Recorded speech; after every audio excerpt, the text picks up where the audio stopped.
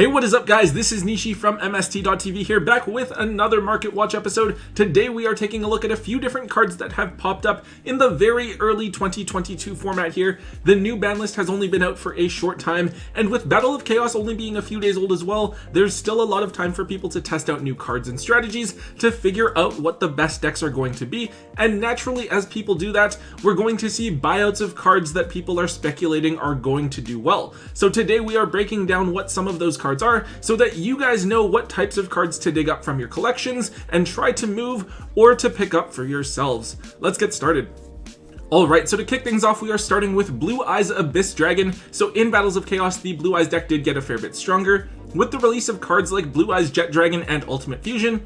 Now, although the deck may not be top tier, if you look at the cards that the deck has access to and consider mixing it with cards from the Dragon Link deck, you have a potentially really scary rogue deck in the format that is also going to be a fan favorite. Abyss Dragon is a useful card for the strategy because on summon you can search for polymerization, and also during the end phase if it's still on the field, you can search for any level 8 or higher dragon from your deck. This can include cards like Chaos Dragon Levianeer and Blue Eyes Alternative White Dragon, both really strong follow-up cards for your next turn. It also has another effect while it's in the graveyard where you can boost the attack power of all of your level 8 or higher dragons by 1000, helping you push for game as well. Now, unfortunately, Blue Eyes Abyss Dragon only has one printing from Legendary Duelist Season 2 as one of these secret rare promos, right? You only got one secret rare per little mini box, and with a pool of about 10 secret rares, this card was actually quite difficult to pull. At the same time, each box was relatively expensive compared to your average booster pack, so it's not like very much of this set would have been torn open in the first place. Therefore, despite being just a one-of, this card is actually a $45 card, which is quite a bit, but should be easy to see coming as a key card for a popular archetype with limited availability. Hopefully we will get this card reprinted in something like Ghosts from the Past 2, but if not, do expect this card to get more and more expensive as time goes on. Okay, so the next card here is a pretty random one. It is DD Savant Copernicus. So in Battles of Chaos, I think a lot of people may have overlooked the DDD support cards, but they actually got a few really useful cards that make the deck quite scary. Between Griffin, Headhunt, and their new Xyz boss monster, the deck is actually really good. It is the deck I am looking to build next, though I think the deck is actually really complicated, probably one of the hardest decks in the game to be able to play well since there are so many different combo lines that you can follow. Anyways, Copernicus is a level 4 pendulum monster with 0 attack and defense that is a 3-of in the strategy. It's basically an Armageddon Knight for the archetype, allowing you to dump a DD monster or a Dark Contract card from your deck to the graveyard when this card is normal or special summoned.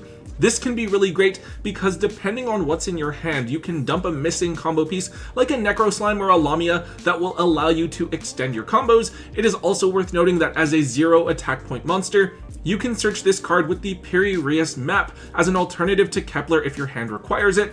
Now, this card only has one printing as a structure deck common, but that deck literally came out 5 years ago, back in 2017, so the card is quite difficult to find, and as a result, yes, you are reading that right, Copernicus is actually a $16 card at the moment. It's always strange to see a structure deck common worth so much, especially when you would have been able to buy the entire sealed deck for only $10, so this should really tell you about how much potential a lot of players seem to think that the DDD deck actually has. Hopefully we will be able to see this card get a holo upgrade soon that should theoretically also make it more accessible and affordable in the process. If you can, check out your locals to see if they have any of the Pendulum Domination structure deck lying around, since this card could theoretically cover the price of the entire deck if the deck is still being sold at MSRP. Okay, so before we move on, I do want to take a second to remind you guys to check out MSTmerch.com. We have a ton of really cool different card game accessories on there, like the dividers and a really nice new playmat. The oversleeves are also really great, especially since you can now double sleeve your main deck. I personally prefer the rough matted ones myself. I'm using them to sleeve up all of my old format decks to keep the sleeves clean as well. But also the carbon white sleeves have been really popular over the last couple of weeks. We've sent some out and they've received a lot of really positive feedback. I am confident that we have some of the best sleeves out there on the market. So if you guys are looking to upgrade your Yu-Gi-Oh experience, do make sure that you check it out. We will leave a link in the video description as well. Alright, so with the release of the Grand Creators, a lot of the hype for the set has obviously been because of the Adventurer token archetype, which is perfectly fair. However, an engine that has kind of gone under the radar is the Punk engine, something that is enabled by the unlimiting of emergency teleport on the most recent ban list. We're actually seeing Sword Soul decks running emergency teleport and Punk cards as an engine. You can use E-Tele to summon out the Z-Ammon, then use Z-Ammon's effect to pay 600 life points to search for Foxy Tune. With Foxy Tune, you can discard it and another card from your hand to special summon another Z-Ammon from your deck, and with that you now have access to a Halki Fibrax combo without using your normal summon through just emergency teleport and one other discard. We've seen several successful Sword Soul decks running this engine, which I think definitely has caught a lot of people off guard and could be the new way to play the deck. Now fortunately, Z-Ammon is just a super rare, so it's extremely affordable and accessible. Foxy Tune is the piece that's a little bit more expensive.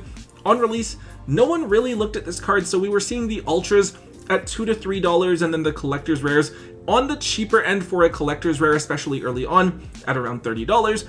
Now, however, the Ultras are $6 to $7 and the Collector's Rares are about $60 to $65, which is a lot, especially considering those misprint boxes where people were pulling just like 48 Collector's Rares per box. At the end of the day, this card is just a one-of, so if you're wanting to test out the engine, I think keeping just a single ultra rare copy is fine. It's still a relatively new card, right? So with people being excited to use the new stuff and test it out, don't expect it to come crashing down or become super cheap anytime soon.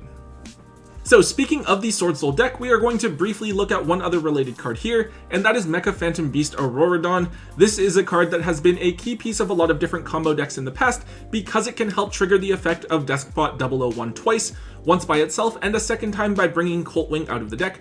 Now the tokens that you summon are actually level 3s, so this card is used in Sword Soul because you can tune Deskbot 001 with 2 tokens to make Yazi, and then actually pop the Yazi with Auroradon by tributing the last token, allowing you to float down into either Moyi or Taya from out of your deck. Pretty cool use of the card. I think that this card was one of the cards from Dual Overload that was slightly more difficult to pull than everything else, though of course everything in that set was ultra rare.